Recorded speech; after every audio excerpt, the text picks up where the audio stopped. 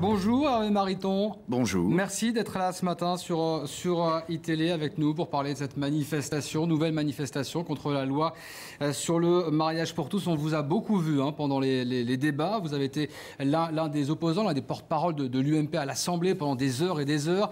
Vous avez pris la parole. Aujourd'hui, donc, nouvelle manifestation. Alors que la loi a été promulguée il y a 8 jours, le gouvernement a mis en garde les manifestants en raison notamment des menaces que font peser certains mouvements d'extrême droite. Est-ce que c'est risqué d'aller manifester aujourd'hui ? Non, ça n'est pas risqué. Ce sera une manifestation de conviction, une manifestation paisible.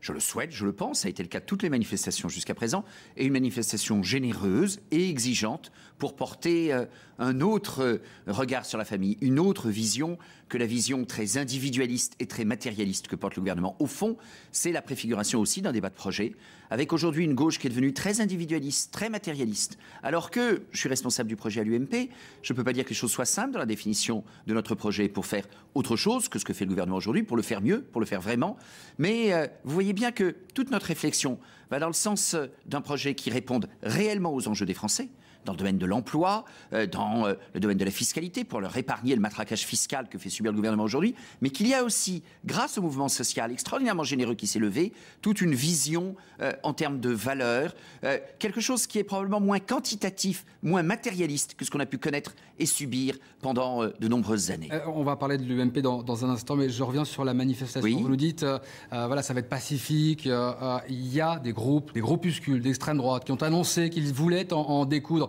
Je vous repose la question, est-ce qu'il n'y a pas un danger?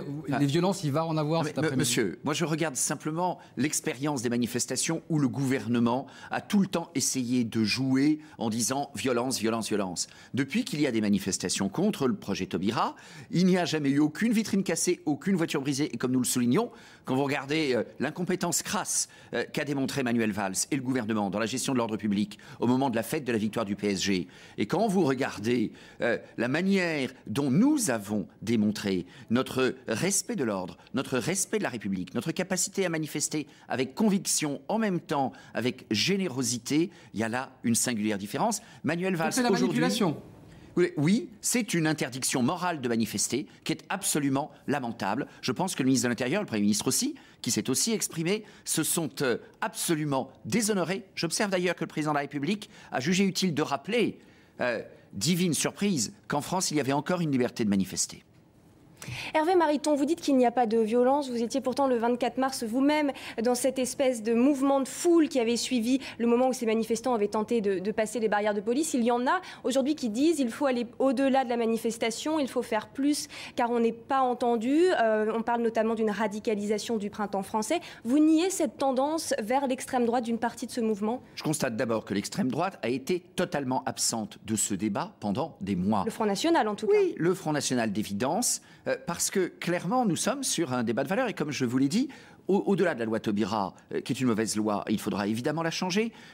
Nous avons une conviction pour la famille, nous avons une vision de la société beaucoup moins individualiste, beaucoup moins matérialiste, y compris probablement que l'extrême droite. Mais je lis aussi, et j'ai vu en effet, vous le dites madame, des déclarations qui ne me plaisent pas du tout. Je l'ai dit.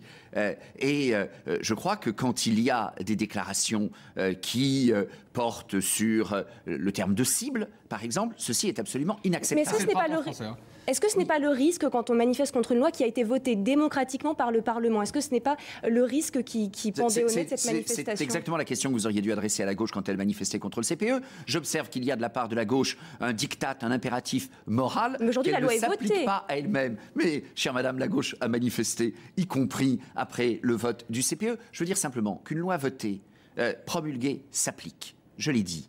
En même temps, c'est de l'ordre de la politique et de la démocratie, tout simplement, de dire qu'une loi qui n'est pas bonne, eh bien, nous continuons de dire ce que nous en pensons. Je ne suis pas monomaniaque de la loi Taubira.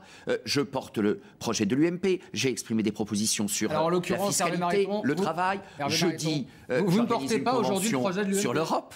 vous ne portez pas aujourd'hui le projet de l'UMP, en l'occurrence, parce que l'UMP est extrêmement divisée.